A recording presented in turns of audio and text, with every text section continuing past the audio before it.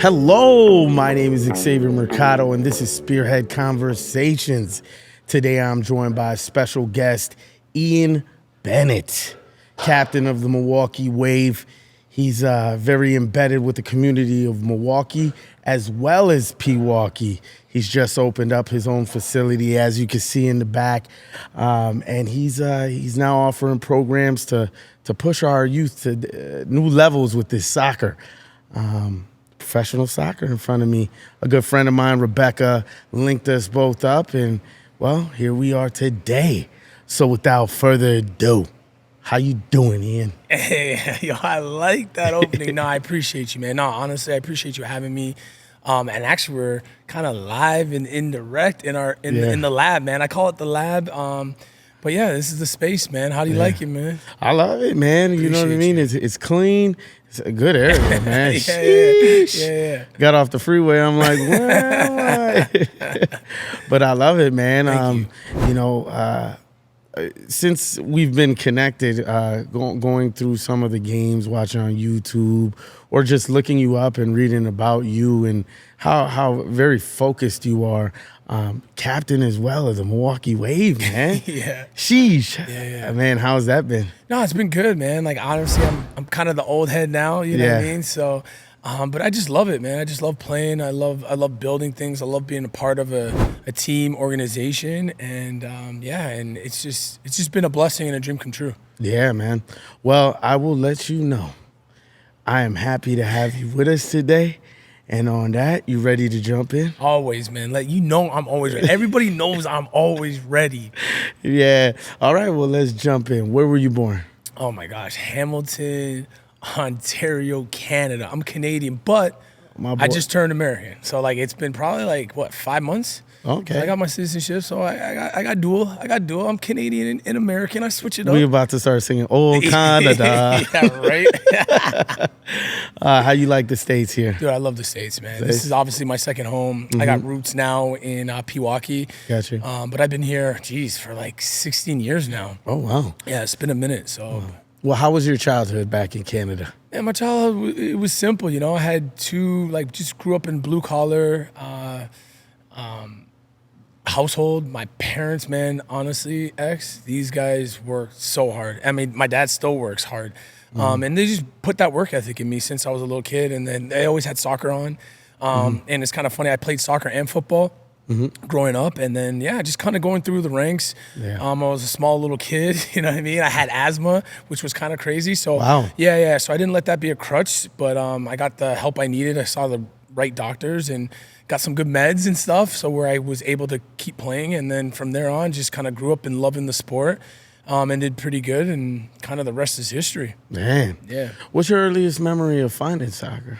Oh my gosh, probably 4 years old. 4 years old? Yeah, 4 years old. So my brother was on my team too, because we're so we was growing up, 4 years old, started playing, kind of had fun with it. But then as my brother was on my team, because I think I'm 3 years older than my brother.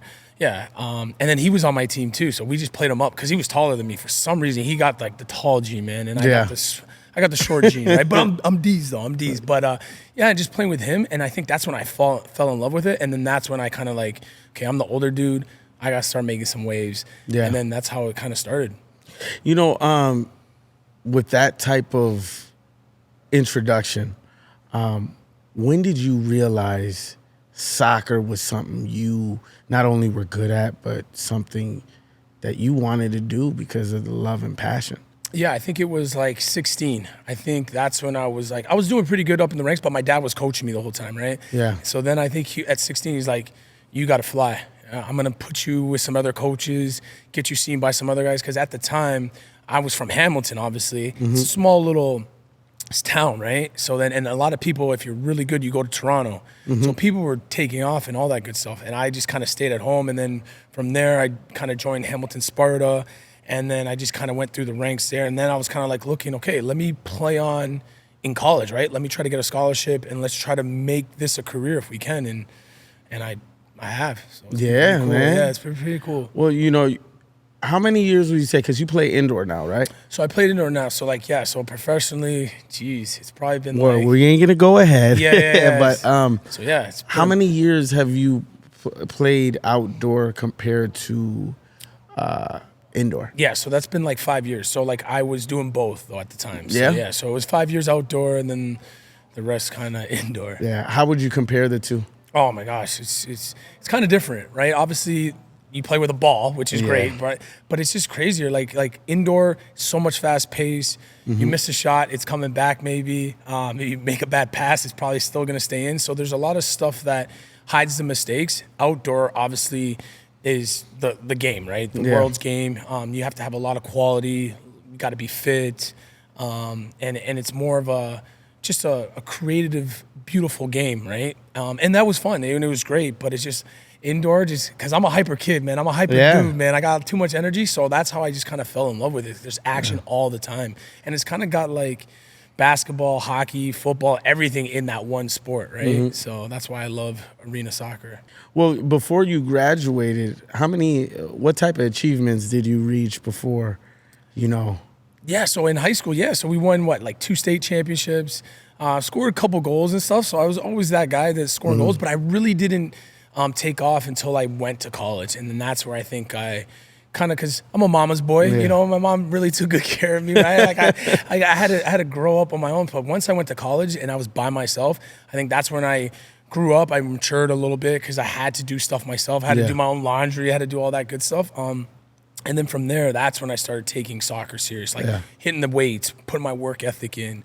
And that's where I kind of like got some records at my college and all that good stuff. What college you went to? Marian University in Indiana. It's probably 13 minutes from Butler, I guess. I know exactly where it's at, man. Yeah. Well, how was that experience during college? I mean, because you already said that's when you got serious and you knew the work ethic had to be put in. But how was the experience of being in college and doing what you love? Yeah, that first year was crazy because like no one's telling you go to bed. No one's telling you get your homework done because your parents are far away, right? So like nobody was on me. So I had to learn that, right? Time management, all those kind of crazy skills that we were taught. But from there, like I had my first year, I had a really good year. And then some other D1 programs were calling for me, right? Like Butler was interested, IUPUI was interested, but I wanted to make sure I got my education. And I think with those bigger schools are fantastic, but you probably have, 4 years of eligibility? Yep. If you don't graduate, then you either have to pay your school yourself, or they're not really, you never know, they're not really trying to push you. But with Marian University, they pushed me to do, obviously, academics too and my sport. So that's why I was like, if I stay there, I knew I was going to get my degree. And that was the biggest thing. I wanted to get my degree. I wanted to be a pro, but I wanted to make sure I had a plan B. Yeah. Who have been mentoring guides throughout this journey? Because soccer it's been a part of your life since you were 4 years old. Correct. Who have been the main mentor and guides that have guided you? Yeah, to be honest, I looked up to like pros and stuff, Ronaldinho, but to be honest, Ronaldinho is my favorite of all time. He's our baller. Brazil. But like, and Cristiano is like my all-time favorite. But my parents, to be honest, by like their work ethic, talking to me, always being there for me, during the good or bad, right? So, and I got in trouble a lot. You know what I mean? I got in a little trouble. Yeah. But no, those were always my role models, right? I never really obviously I loved Jordan. I loved all those guys, but my parents were always kind of the people I looked up to, and I kind of let them guide me because they knew me best. You know what I mean? Like at the end of the day, like Michael Jordan, Kobe Bryant, those guys are fantastic. LeBron James, but like they're not. You can't talk to those guys, right? They're not gonna pick up the phone and give you advice. You know what I mean? So that's why I always had a good head on my shoulders. I think from an early age. Nice. So college, you did all 4 years?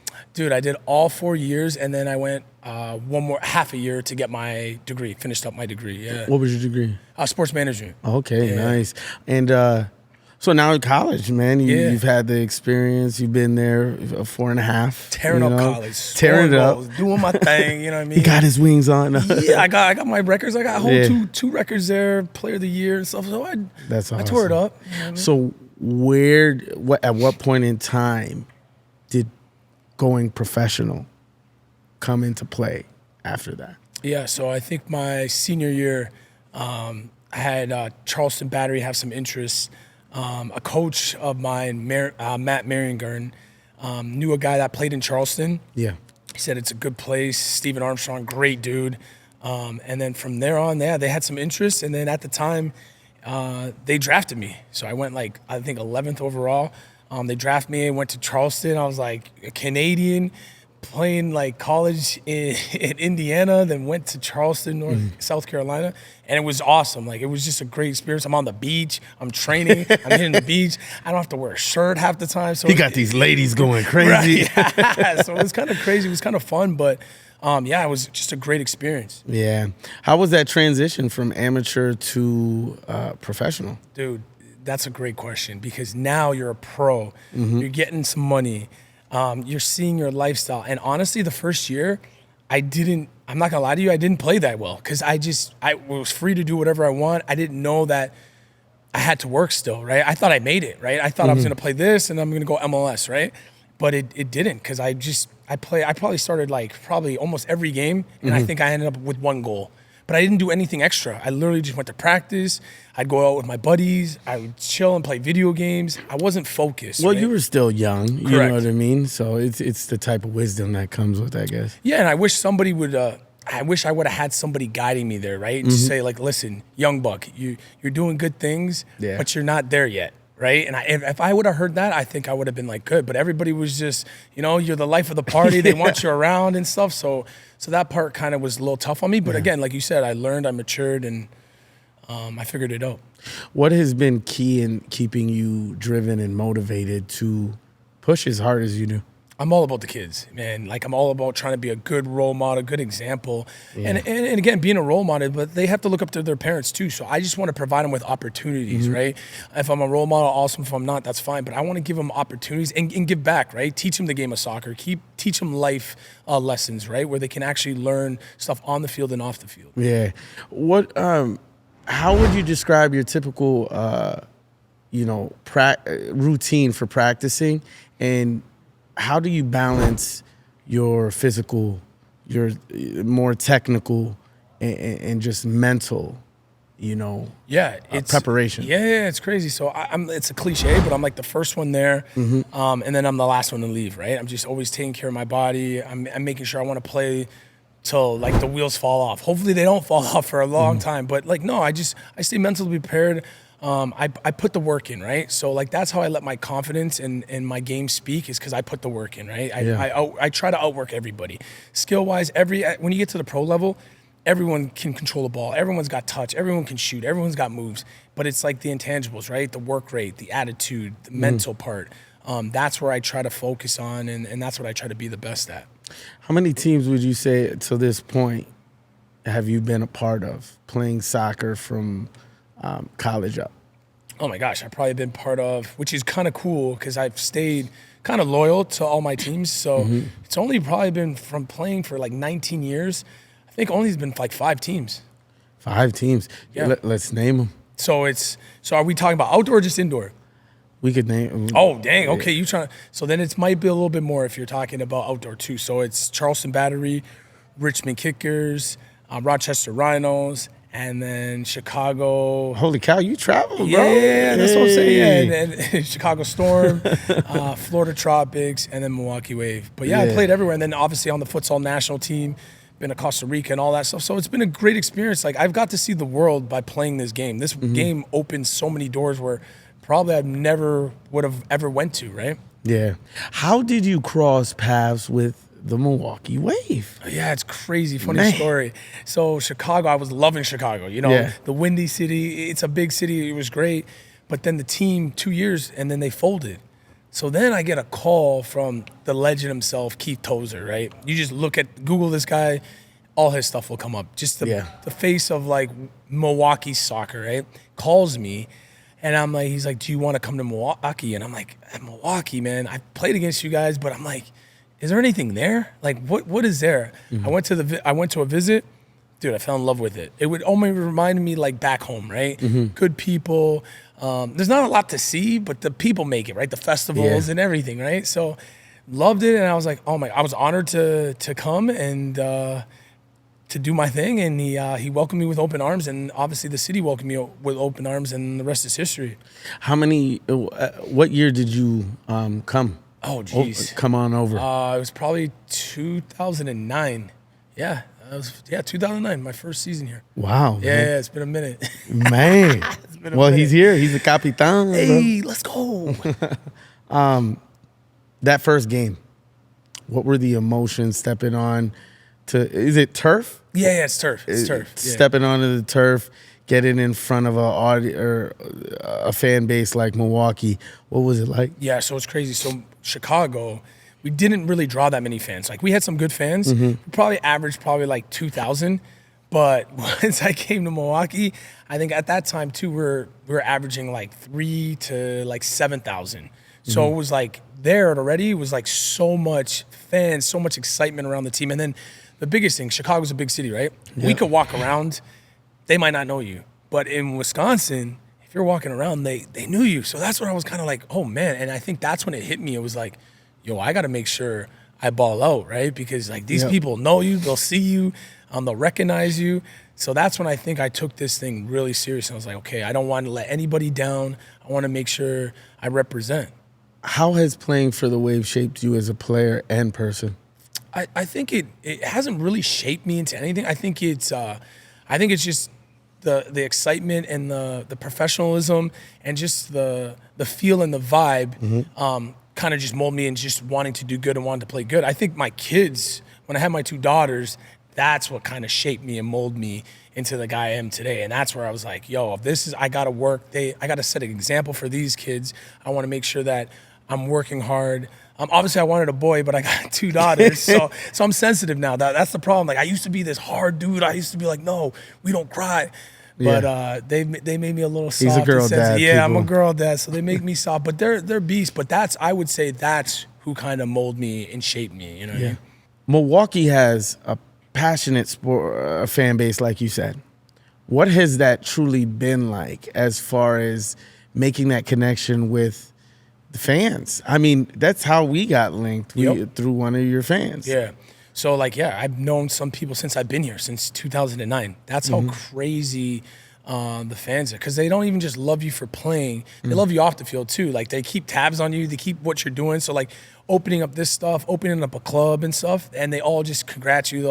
They'll slide into your DM and just be like, hey, Ian, I love what you're doing for the community and stuff. So like that stuff touches you, right? Because you're not just a soccer player to these guys, right? You're like a human being. And that's where I think it's so cool about this city, where they build that kind of relationship with you, where it's not just on the field, it's off the field as well. You're a team captain. Yes. How many years did it take to acquire that role? And now that you are, how has that been since you took that role on? Yeah, it was kind of crazy. It wasn't even expected. So Giuliano Oliviero, I played with him, won championships with him. He took over the team when Keith was no longer coaching. So Jules stepped in, great dude, another fellow Canadian. And all of a sudden, like, I was just going through the motions like normal, right? Like, had to practice, do all this. He took over. He calls me into the office, him and Tenzin. Calls me in the office, and I'm like, you know me, I always do dumb stuff, right? Yeah. Like, I'm always in trouble. I'm always playing pranks and stuff. So I'm like, dude, I probably got in trouble for doing something. Calls me in the office, and he's like, Ian, I think I want you to represent the captain's band for us. And I'm like, oh my gosh, I was honored, right? Because I looked up to Jules, right? And I still do. And I was like, I respect that so much. I go, because it's an honor. Like, there's been so many legends, like Michael King, Troy Dosofsky, Greg Howes, all those guys, Joe Hamas, to wear the captain's band, and even Giuliano too. So like, I took it with a lot of pride. I was like, man, this is heavy. You know what I mean? Like, I got to work out more because this band's going to be heavy, right? So, but no, I respect it and I take it serious, and it's just been cool, you know, and like having the guys, and I'm not one of those talkers. I kind of let my game do the talking and lead by example, right? I'm not going to try to tell everybody what to do and stuff. That's not me, all right? I try to lead by example, working hard, and that's how I try to get my respect and earn my respect. Nice. You're invested in community.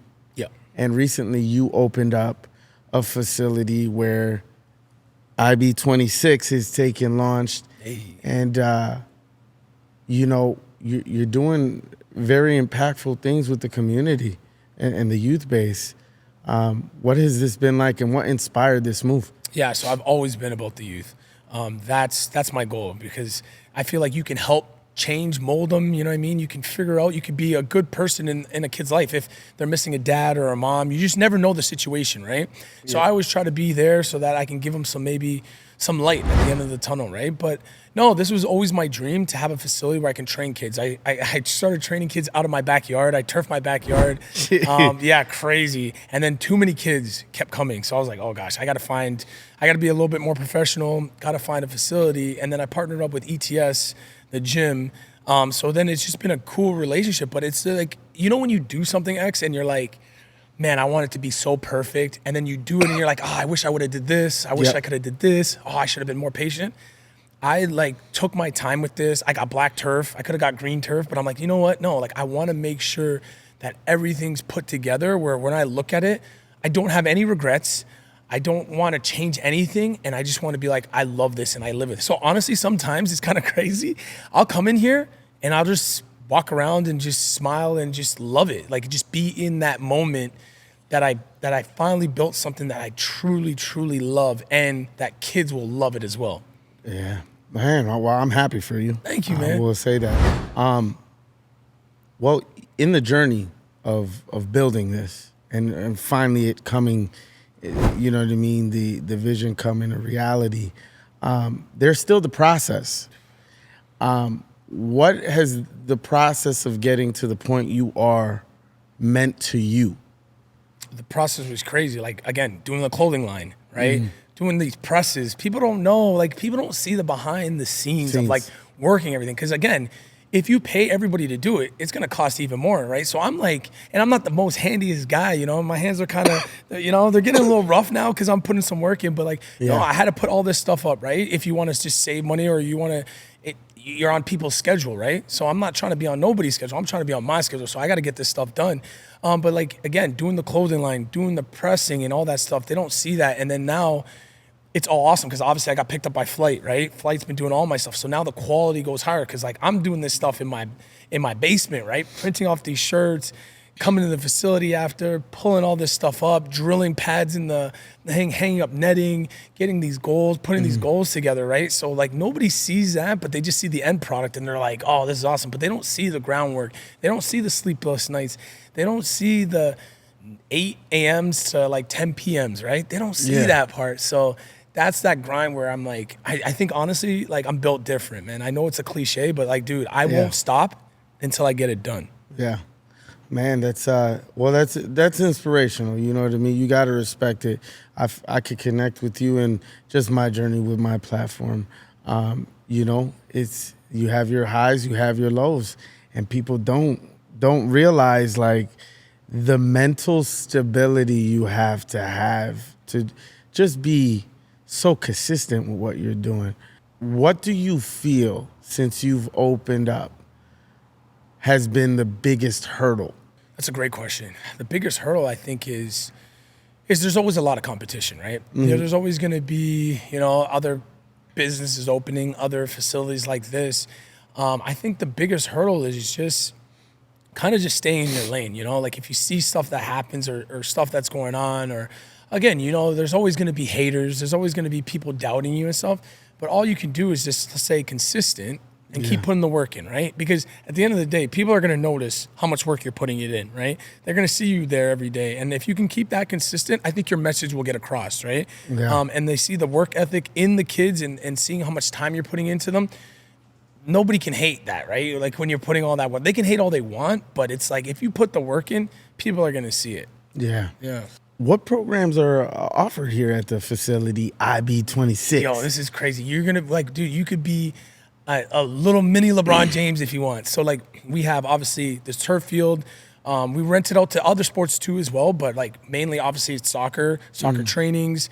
We got our academy, and then baseball will come rented. And again, it's all about the kids to perfect their sport. And then if you really want more stuff, you can hit to the gym. You can work on your strength and conditioning, speed and agility. So we got all the basics if you're a kid that wants to go far. Because imagine if we had these programs when we were younger. Yeah. Like, you know what I'm saying? So like it can get really crazy, and it's good. And not even just if you want to be that top athlete, even if you just want to stay in shape as a kid, even if you want to build good habits, and like we do it all. So parents don't have to stress, because again, parents are working hard.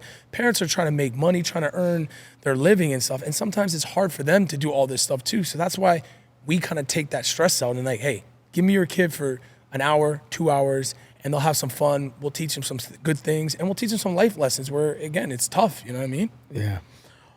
You've been in Milwaukee for quite some time, man.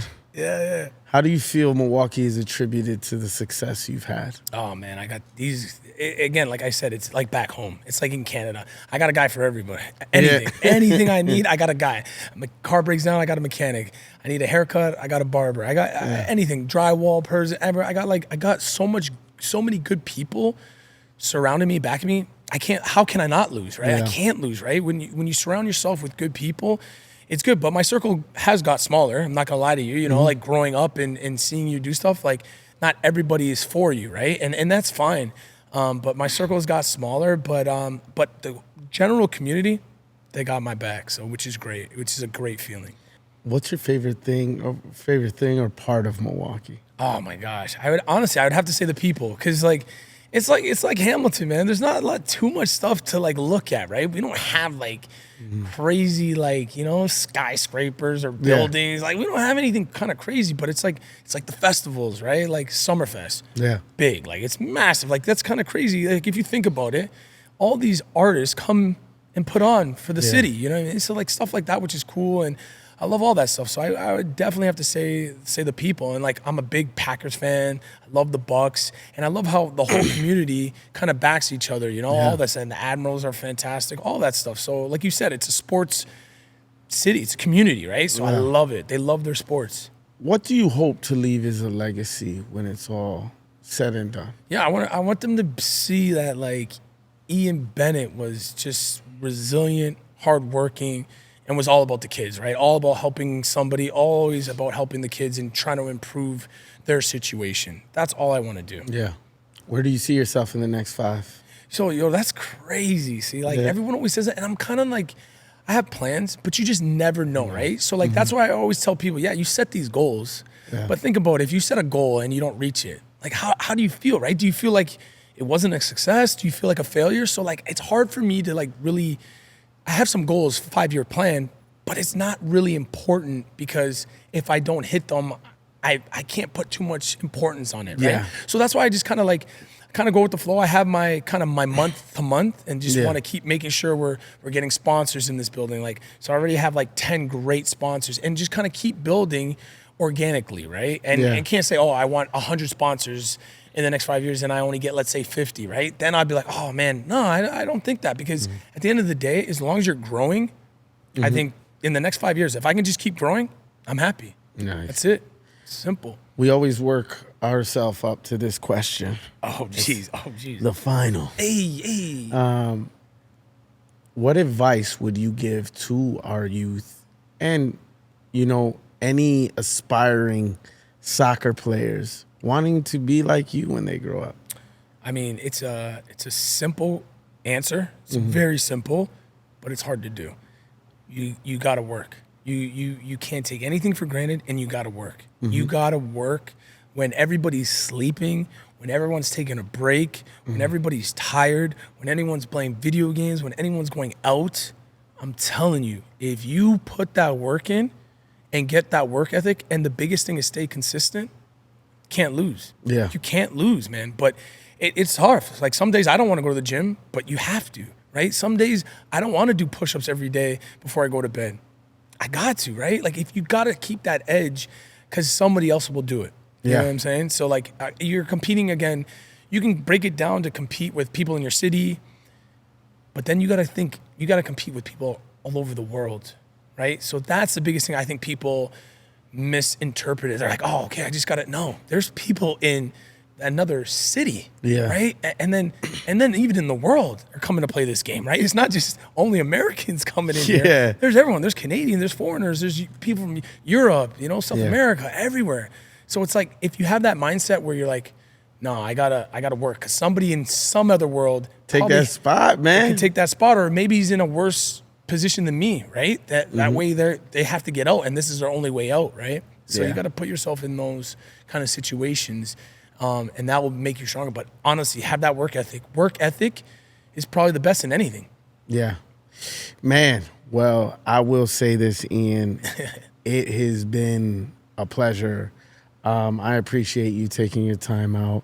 I appreciate you letting me into the facility, Yeah. and it's active right now, Yeah, so we're we do moving. got people. But letting me in, I love the mural. I love the Shout out to logo. my artist, Josh, man, he's a beast. Tell people where they could connect with you as far as IB26 Futbol Academy, man. Dude, everything. So IB26, Bennett.com. We'll have all that stuff on the website. And then Instagram, IB26, Facebook, Instagram, Snap, everything. They can find me. But it's easy to find me, man. It's not too hard, man. Man, well, again, man, I appreciate you just agreeing to do the interview and take some time out to just answer these questions and really connect with people. So with that being said, thank you again. Spearhead out.